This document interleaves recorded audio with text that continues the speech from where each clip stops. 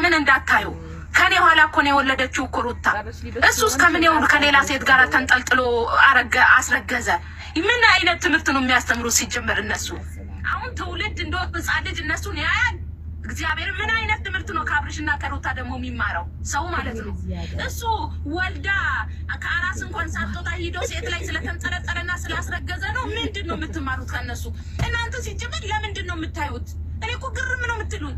እነሱ ሲጀመር ማለት ነው ማርያምን ብሎክ ማድረግ ነው። ብሎክ ማለት ነው እግዚአብሔር ፊልምን ሲታይ ትምህርት ያለው ነገር መሆን አለበት። ትምህርት ከሌለው ለምንድን ነው ጊዜያችሁን የምትፈጁበት? መጽሐፍ ቅዱስ አታነቡም? ቁጭ ብላችሁ እግዚአብሔርን የምሬን ነው እነሱን የምታዩበትን ጸልይ አልጸልይም እነሱን የምታይበትን ሰዓትና ደቂቃ ትርፍ ሰዓት ሲኖርሽ እነሱን ከምታይ መጽሐፍ ቅዱስ ምን ያደርግልሻል? ትውልድን የሚያጠፋ ባለጌ የሆነ ስነ ስርዓት የሌለው ፕራንክ፣ ስነ ስርዓት የሌለው ድራማ። እንዴት ነው ሴት ልጅ ደማ ፈሶ እንኳን ሳያልቅ ደማን እንኳን ሳጠርግ ሂዶ ከሌላ ሴት ጋራ ደግሞ ተወሽቆ አረገዘች ብሎ የሚሽሞ ነው? ምን ብን እዚህ እግዚአብሔርን የምሬ ነው። እንደ አርብብርሽና እንደ ሩታ ማከብሮ ሰው አልነበረም። እንደነሱ ማየትም አልፈልገው ሰው የለም። አሁን ሰው ስነ ስርዓት ሊኖረው ይገባል። ፊልም ስትሰሩ ዩቱበሮች ባልና ሚስት ሆናችሁም ስሩ። ብልግና ነገር እዛው አስቀምጡልን፣ የቤታችሁን ጉድ ማለት ነው እዛው። ምክንያቱም እዚች ሚዲያ ላይ በጣም ትናንሽ የሆኑ ልጆች የሚያዩዋሉ። ቤተሰብ እንኳን ባይፈቅድ ስልክ ሰብቀው ነው የሚያዩት ሰው። ስለዚህ ስነ ስርዓት ይኑራችሁ። እንደዚህ አዲስ ለጥለጡብን እዚህ እየመጣችሁ የምትለብሱትና የምትራመዱት መንገድ ራሱ ማለት ነው ስነ ስርዓት ባለው መንገድ መሆን አለበት። ይህ እዚህ ይጨማለቁብናል ሰው። እንዴት እሷ እኮ ከኔ ኋላ ነው እኮ የወለደችው አይደለ ወይስ ሮቦት ነው የወለደችው? ምንድን ነው የወለደችው? ሰው አይደለም። ገብርኤልን ስነ ስርዓት ይኑራችሁ። ስነ ስርዓት ያለ ፕራንክ ራሱ ሲሆን ደስ ይላል። አልፎ አልፏል።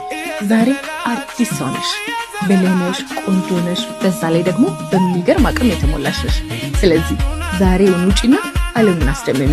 ምክንያቱም አንቺ ንግስት ነሽ። በርቺ ይጀምራል። አሁን ወንድሜ ጥሩ ስራ እየሰራ ነውና ሩታን ለቁ ወደ ሄርሜላ ሄደና ሄርሜላን ሊያገባ። ይሄ ደግሞ ትክክለኛ ስራ እየተሰራ አይደለም።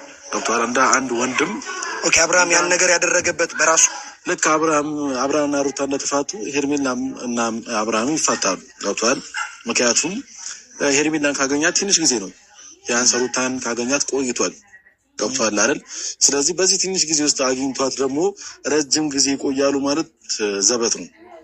እናም ደግሞ ሄርሜላም ደግሞ እንዳያት ከሆነ ከትዳር ማኑ ልጁን አስወጥታ የራሷን ለማድረግ የሞከረችው ገብቷል። እንደዚህ አይነት ሴት ደግሞ ለትዳር ማሰብ በጣም ከባድ ነገር ነው። ገብቷል። እሷ ራሱ ገና ከራሷ ጋር ያልተግባባች ሴት ለትዳር ማሰቡ አብርሃም ራሱ በጣም ተሳስቷል። ስሙ ለአብርሃም የምትሆን አይነት ሰው አይደለችም። እሱ ግን አብርሃም የሆነ ነገር ሆኗል። የሆነ ነገር ያደረጋችሁት ነው የሚመስለው። ማሰብ በጣም ከባድ ነገር ነው። ገብቷል። እሷ ራሱ ገና ከራሷ ጋር ያልተግባባች ሴት ለትዳር ማሰቡ አብርሃም ራሱ በጣም ተሳስቷል። ስለዚህ ሄርሜላ ባጭሩ ለአብርሃም የምትሆን አይነት ሰው አይደለችም። እሱ ግልጽ እኮ ነው ኤፍሬም። ግን አብርሃም የሆነ ጤነኛ ነው፣ ሁሉም ነገር ጤነኛ ነው። ነገርኩህ እኮ አብርሃም ጤነኛ አይደለም ብለው እንደዚህ ጸሎት ቦታ እንወስደዋለን አሉ፣ ሐኪም ቤት እንወስደዋለን አሉ። ገብቶሃል አይደል? ከዛ ሄርሜላ ጋርም ወሰዱት ምናምን ነገር 5 ቀን ነው አዳቀር ሄርሜላ ጋር ቆየ። ግን ምንም ሊፈጠር አልቻለም። ይሄኔ ገብቶሃል? ያው ራሱ አብርሃም ነው። እንደዚሁም እነ ዴቭም እነ ቡዜም እኛ ጋር ይሁን እስኪ ልቀቁት፣ ልጁ ለአንድ ቀን ለ2 ቀን እኛ ጋር ይሁን ይስተካከላል ምናምን ነገር አሉ። ግን ልጁ 4 ቀንም ያው 5 ቀንም ከሄርሜላ ጋር ቆየ። ያው ነው ልጁ። አሁን ልጁ ያልተረዱት ነገር፣ ሁላቸውም ያልተረዱት ነገር፣ ሁሉም ሰው መጥቶ እያስጨነቀው ነው። ሁሉም ሰው መጥቶ ና ወደዚህ ምናምን ነገር እያለው ነው። የራሱን ምርጫ ማንም እያከበረለት አይደለም ነው። አዎ እሱ እንደመረጠው ሩታ መርጫለሁ ብሏል። ግን ደግሞ በቃ አሁን ላይ ሁላችንም ባንጨቀጭቀውና የራሱን ምርጫ ይምረጥ። በቃ መጮህ ይልቅ ብቻውን አግኝተውት ምንድን ነው ምናምን ብሎ ማማከር ነው የሚሻለው። ከሄርሜላ ጋር ቆየ መርጫለሁ ብሏል። ግን ደግሞ በቃ አሁን ላይ ሁላችንም ባንጨቀጭቀውና የራሱን ምርጫ ይምረጥ። በቃ እናም ደግሞ ከመጮህ ይልቅ ብቻውን አግኝተውት ምንድን ነው ምናምን ብሎ ማማከር ነው የሚሻለው። 5 ቀን ሙሉ መጠየቅ የፈለጉት ጥያቄ ይጠይቃሉ አይደል? አለም 5 ቀን የሰው ልጅ በ30 ደቂቃ ብዙ ነው። 30 ደቂቃም ጤነኝነት ለማወቅ 30 ደቂቃም በቂ ነው። ገብቶሃል? የትኛውን ቦታ ጸሎትም ቦታ ሐኪም ቤትም ቦታ ለመውሰድ 5 ቀን በቂ ነው። ገብቶሃል? ከበቂም በላይ ነው። ግን ደግሞ አብርሃም ሲመጣ ራሱ አብርሃም ነው የመጣው። ገብቷል አይደል? ስለዚህ አሁን ምንድነው ሰዎች ያልተረዱት ነገር ታሟልና ነው። የታመመ ሰው እኮ ጤነኛ መልስ አይመልስም። ደግሞ ልጁ እንደ ሲስታ ራስ መታት የለበት የሆነ ነገር የሚለበት ነው። ገብቷል? የምሬ ነው። ገብቷል? የታመመ ሰው ቢያንስ የሆነ ነገር እኮ ያስታውን። ታሟል የተባለው መልስ ስላልመለሰ ብቻ ነው ታሟል የተባለው። ይሄ አሁን ላይ ደግሞ ልጁ በስምታ ማለፍ ፈልጓል ነገራቶችን መጨቃጨቅ እንደ ድሮ እኮ መልስም እየሰጠ ያልሆነው ነገር እያስፈራራ በጣም ደግሞ ያልገባቸው ነገር አንተና አሁን ለምሳሌ አንተ ብቻ ሄደ አብርሃም ብታገኘው የምሬ ነው እግዚአብሔር እየሳቀ ምናምን ነው የሚያወራ።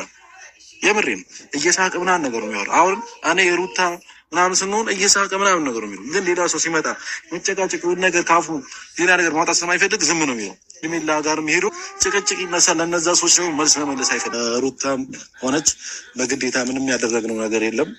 አብርሃም ፈልጎና ፈቅዶ ነው ወደ ሩታ የመጣው። ግን አሁን ሄኒ ካነሳው አይቀር እኔ ወንድሜ ላይ ምንም ነገር ያደረግኩት ነገር የለም። ይሄ ልጅ ሐኪም ቤት ሄደ፣ ዶክተር ውስጥ ጤነኛ ነው አሉ፣ ምንም በሽታ የለበትም አሉ። ጸሎት ቤት ሄደ፣ ጸሎት ቤትም ሄዱ፣ ጤነኛ ነው፣ በሽታ የለበትም አሉ እኮ መልስም እየሰጠው ነገር እያስፈራራ። በጣም ደግሞ ያልገባቸው ነገር አንተና አሁን ለምሳሌ አንተ ብቻ ሄደ አብርሃም ብታገኘው የምር ነው እግዚአብሔር። ዛሬ ፈታ ብዬ ነው ስለ ኤፍሬም የማወራው ማለት ነው። ያሳደጉት ውሻ ያሳጣል መድረሻ፣ ያሳደጉት ውሻ ያሳጣል መድረሻ። ለሽ እንደዚህ አልኩኝ። ያሳመሙት ዩቲዩብ ተከታታዩ ናቸው እንጂ አብርሽ በአካል ኖርማል ነው። ከፈለገው ሰው ጋር ተዝናንቶና ስቆ የሚኖር ሰው ነው፣ እየኖረም ነው፣ አልታመመም። ዶክተሮችም ነፃ ነው ብለዋል። እምነት አባቶችም ጋር ሄዶ ምንም የለበትም ብለዋል። ሁሉም ነገር ተረጋግጦ ጤነኛ ነው። ነገር ግን መልስ መስጠት ስለማይፈልግ የታመመ ታሟል እያላችሁ እናንተ ናችሁ ያሳበዳችሁትና ዝም ያስደረጋችሁት እንጂ እሱ ጤነኛ ሰው ነው አለ።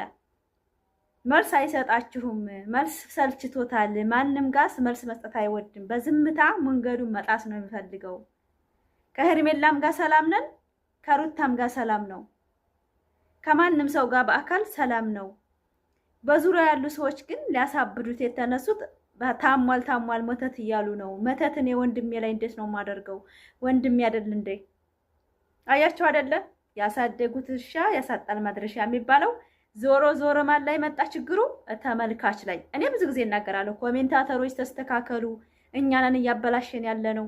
እኛንን ትንንሽ ዩቲዩበሮች ሂድበት ጀግና እያልን የምናበላሻቸው ብዙዎችን እኛ ብናቅባቸው በኮሜንትም ሆነ በአስተያየት ጥሩ አስተያየት ብንሰጣቸው በእኛ መንገድ ይሄዳሉ። ግን ሄድበት ጀግናው ቀብራራው አንተ ትችላለህ፣ ሩታ ሀብቴ ትችላለሽ፣ አንቺ ጀግና ነሽ።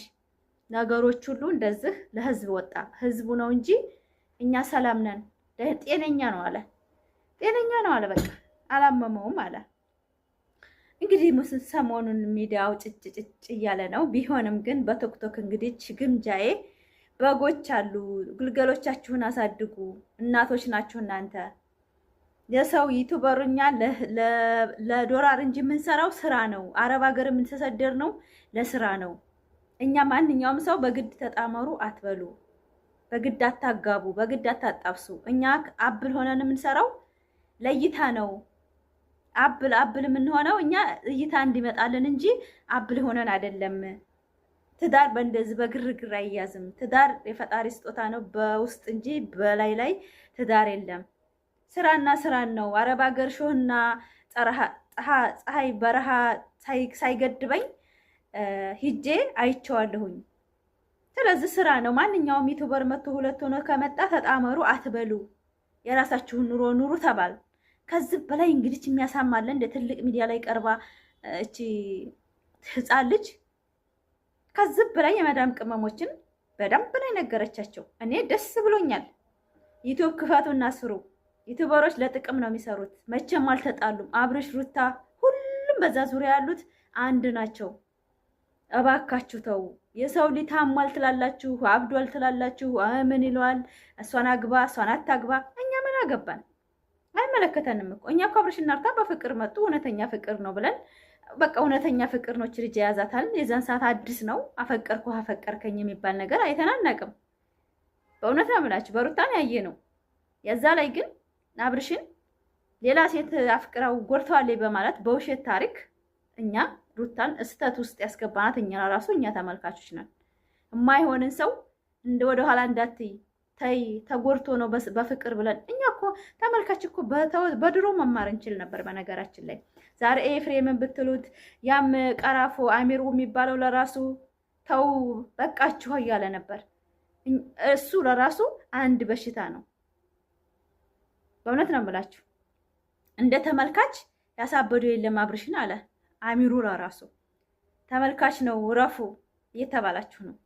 ረፉ አብርሽ ወደ ራሱ ነው ወደ ቤተሰቡ ጋራ ዘና ፈታ ሊል ነው። ምንም የምታመጡት ነገር የለም አለ። ረፉ አርፋችሁ ተቀመጡ አለ። ወደ ድሮ ማንነቱ ምናምን አብርሽ ምንም የሚሆነው ነገር የለም። ሀቢብቲ እኛ የመዳም ቅመሞች ነው። ዩቲዩብ ከፍታችሁ ስሩ፣ ራሳችሁን ቀይሩ። በቲክቶክም ሆነ ፎሎአችሁን አሳድጎችሁ የምትሰሩበት ወደፊት ቴክኖሎጂ ነው ይሄ። በቃ ሚዲያ ነው። በስነ ስርዓት ተሰራችሁበት ብር አለው። በእውነት ነው የምላችሁ ብር ይሰራበታል። ስለዚህ ብርና ብር እንጂ ፍቅር የለም ሚዲያ ላይ። የውሸት ፍቅር ነው ሁሉም። በእውነት ነው የምላችሁ። አንድ ወንድና ሴት ተገናኘ እኮ አንድ አለመውለድና አብሮ ልጅ አለመፈጠር የለም። እውነተኛው ህይወት ግን አይተናነቅም። እኛ ሚዲያ ላይ ሁሉም ተጣመርን ይላል ወይ ልጅ ወልድና በዛው ተጣላን ይላል፣ ይለያያል። እንደዛ ነው የምናውቀው። ስለዚህ እኛ አሁን ወጣቱ ምን ይማራል ብለን ስንከራከር ወጣት አትበይ ፋፊ፣ ሚዲያ ላይ ያለ ወጣት ምን እንደዚህ እንዳንቺ እንደምታስቢው አይደለም፣ አንቺ የድሮ ስታይል ነው ያሽው። በእውነት የምላቸው እኔ የሚያሳስበኝስ የእነሱ ተከታይ እኔ እንኳን በአንድ ፊቱ እንደ ዩቱብ እየሸቀልኩባቸው ነው ብዬ አስባለሁኝ። አይምሮ እስካሁን ያብድ ነበር እኔ ራሱ ተመልካች ብቻ ብሆን ኖሮ። ግን የመጣውን ቪዲዮ በግዴታ እሰራበታለሁ። ለምን እንዳመጡት ነው እሳቸው በቃ ያዋጣናል ይሄ ዶላር አለው ብለው ያሉትን ቪዲዮ ሲያመጡ ተመልካች ትችላለህ ሄደበት፣ አንተ እኮ የሚሳንስ ነገር የለም ምናምን። እስቲ አሁን ምን ተማራችሁ? ምንም ዜሮ። በቃ ኤፍሬምን ወቀሳ ወደ ህዝቡ ወቀሰ እኮ ኤፍሬም። ዛሬ አብርሽ አልታመመም፣ ጠበልም ሄደ፣ ጤነኛ ነው፣ ምንም የሆነው ነገር የለም አለ። ከወንድም በላይኛ አውቀን ምን አገባን እኛ? ምንድነን? ምን ቤት ነን የምንጣላ? ቲክቶክ ላይ አሁን ላይ በላይ ገብታችሁ በእውነት ነው የምላችሁ ብዙ ነገሮችን አስተላልፌያለሁ። ዛሬ 3 ሰዓት ሙሉ ማለት ነው ላይቭ ነበርኩ ዩቲዩብ ላይ ማለት ነው። እየገባችሁ ማየት ትችላላችሁ። በጣም ነው የሚሰዳደቡት። በጣም ነው ለምን ሲቆይ አለማወቅ የሰው ልጅ እኮ አንድ ቀን ይሳሳታል። ከዛ በኋላ ያለው ነገር እኮ ይማራል። ሚዲያ እኮ ያስተምራል። በእውነት ነው የምላችሁ እኔ ከ20 ዓመት በላይ በፊት የተማርኩ ትምህርት ነው ዛሬ ላይ እንደዚህ ዩቲዩብ ላይ አቀናባብሬ ታቤላ ጽፌ ምናምን ቪዲዮ የምሰራው ከ20 ዓመት በፊት ማለት ነው። እንዲሁም የተማርኩ ቢያንስ እንኳን እስከ 10 እንኳን መማር እኮ ጥሩ ነው። እስከ 10 እንኳን ያልተማርኩ ሴት ነኝ እኔ። በእውነት ነው የምላችሁ በትንሽ ትምህርት ነው ዛሬ ላይ እንደዚህ ቁጭ ብዬ ስለ ሰው እያወራሁኝም ሆነ ስለ ራሴም እየሆነ እኔ በቃ ስሩ እያልኩ ማስተምራችሁ። በእውነት ነው የምላችሁ ትምህርቴ ብዙ ሚዲያ የሚያስወጣ ሆኖ አይደለም፣ ግን ከትምህርት ቤት ተተማርኩት። እናቴ ካስተማረችኝ ትምህርት ቤቴ ሚዲያ ነው። ሚዲያ ላይ ጎጉል ላይ ብዙ ነገር መማር ትችላላችሁ። ብዙን የማታውቁትን ማወቅ ትችላላችሁ። ብዙ ነገሮችን ያስተምራችኋል። ስልካችሁ ማለት ነው። በእውነት ነው የምላችሁ ስልክ ላይ ማየት ትማሩት ነገር የለም። ድፍረትን ብትሉ ማንነትን ብትሉ ብዙ ነገር በእውነት ነው የምላችሁ። እንግሊዘኛ ባትችሉ በእንግሊዘኛ ማስተርጎም ትችላላችሁ ወደ አማርኛ። በእውነት ነው ሀቂቃ ነው የምነግራችሁ። ዛሬ አልተማርሽም አንቺ ደደብ ብላችሁ የምትሰርቡኝ ብትሰርቡ ማለት ነው እውነትም አይቆጨኝም። እድሜ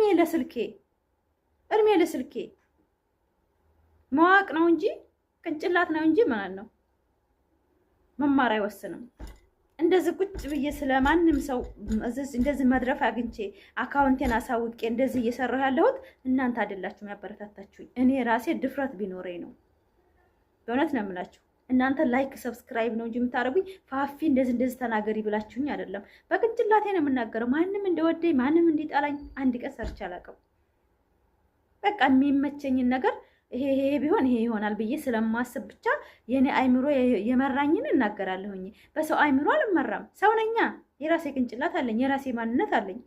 ግን አሁን ኤፍሬም እንደተናገረው የሰማሁት ነገር ኦዲየንስ አብርሽን እንደቀየረው ኮንታት እንዳደረገው መልስ መስጠት ስለማይፈልገው ስለ ተመልካች ስለ አይምሮን ስለደነዘው ነው አለ። በቃ አይምሮው በቃ በዝምታ ማለፍ ነው የፈለገው። መልስ መስጠት አይፈልግም ማለት ምን ማለት ነው? ወደንስ እኮ ነው ያሳደገው። ሰው ነው እኮ ያሳደገን። በእውነት ነው የምላቸው። አብርሽ ማን ያሳደገው? ዩቲዩብ ላይ ቲክቶክ ላይ ህዝብ አይደል እንዴ? ለህዝብ መልስ መስጠት ያቃተው ለምንድን ነው?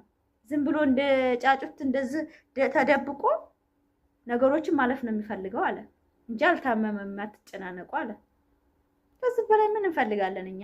ባለቤቱ የሚያውቀውን ያወራል፣ እኛ እናስተጋባለን። እኛ ምን አገባን ስለሌላው? የእናቱ ልጅ ወንድሙ ያላዘነለት እኛ የሚዲያ ሰው እኮ ነን። አብሮ ይበላል፣ ይጠጣል፣ ደስተኛ ነው ከኛ ጋር። በቃ ምንም የለበትም። ወደ እምነትም ሄደ፣ ምንም በሽታ የለውም። ወደ ሐኪምም ሄደ፣ ተከታትሎ ጤነኛ ነው ተባለ። እሱም ደግሞ ከኛም ጋር ከቤተሰብ ከሩታም ጋራ ከልጁ ከሁሉም ሰው ጋራ ሰላም ነው፣ ይስቃል፣ ይጫወታል አለ። እንግዲህ የሚዲያን ሰው ከሆነ መሸወድ የሚፈልገው የሚዲያ ሰው ደግሞ አይመለከተንም። እኛ አበደ አላበደ እኔ አይመለከተንም። የሚዲያን ሰው እንደሚሸውድና በቃ ጨዋታው እንደሚጫወት ኤፍሬም በግልጽ ተናገረ። በእውነት ነው የምላችሁ እኛ